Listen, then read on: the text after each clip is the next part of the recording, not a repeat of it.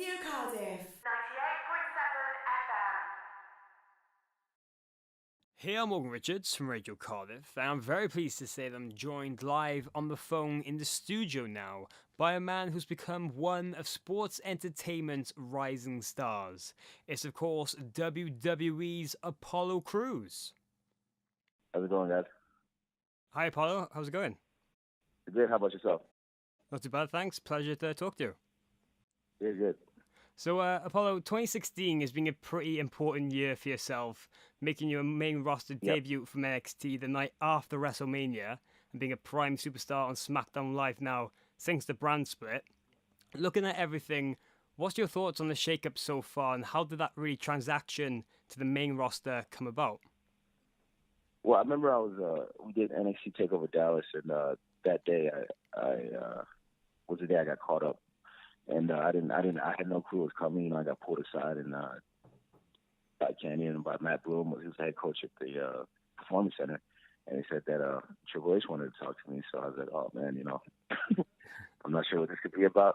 Whatever, we'll find out though. So he basically broke it down to me that I was going to debut on Raw the next day after WrestleMania, and I just couldn't believe it. I thought it was a joke. I was like, there's no way this is serious. But it didn't really hit me until like later that night. I kind of was like, well, everything that I've worked for, you know, I've made it to the main roster. I wouldn't say I made it because, you know, I knew the hard work is going to begin, but, you know, as a kid, this is what I dreamed of. This is what I dreamed of coming. This is what I dreamed of being, and now I have the opportunity to go out there and show the world on a whole new level, you know, the skills that I possess, you know, so it's awesome. And it's just a brand split. It's been amazing. The brand extension, it's been amazing. You know, I've had so many opportunities thrown my way. I've got to be in the ring with John Cena, AJ Styles, Bray Wyatt, and you know, The Miz. So it's awesome, just for me, not just as a performer, but as a fan as well. Yeah, I can imagine. And you guys are doing a lot at the moment to promote the recent release of WWE 2K17, the video game, coinciding with this UK tour now in November. But with the game, there's an actual special NXT edition with you as an unlockable character.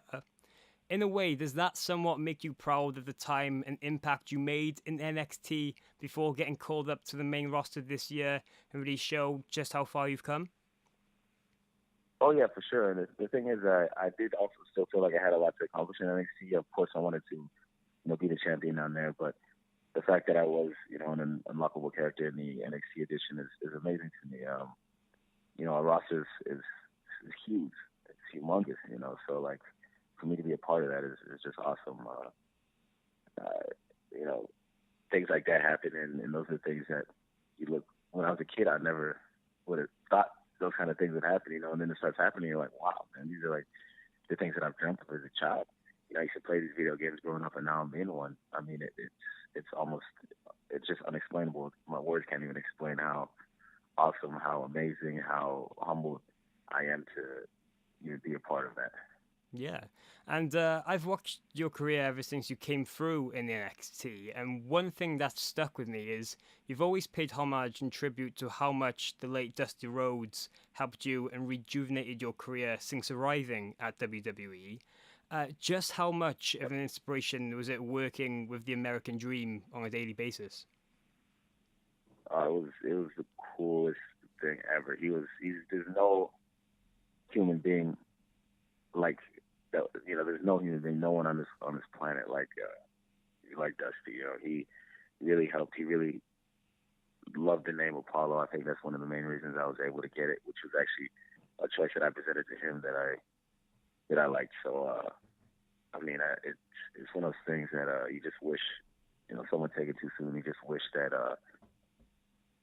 people who didn't get to experience him or be around him, and I wasn't even around him for too long, but the time that I got to spend with him was just awesome. Even in our presentation skills class down at NXT, and he was just the greatest human being on earth. It was funny, so witty, his jokes. I loved every moment of it, you know, and I just wish that it got to last a little longer. Yeah, I can imagine. And your in-ring style is on somewhat level a little unique, with you having a big mixture of powerhouse and high flying. You're a very built but small guy. What really led you to trying to combine these both styles so frequently? I took gymnastics as a young kid, and I always thought, growing up, I'd watch a lot of like AJ Styles, and of course I like the more powerhouse type guys, so to speak. You watch like guys like Brock Lesnar, and then you got more technical guys like Kurt Angle or an Eddie. Like I admired guys like this growing up, and then I realized, I want to kind of make my own style and be the first Apollo Crews rather than say I want to be like this guy or be like that guy.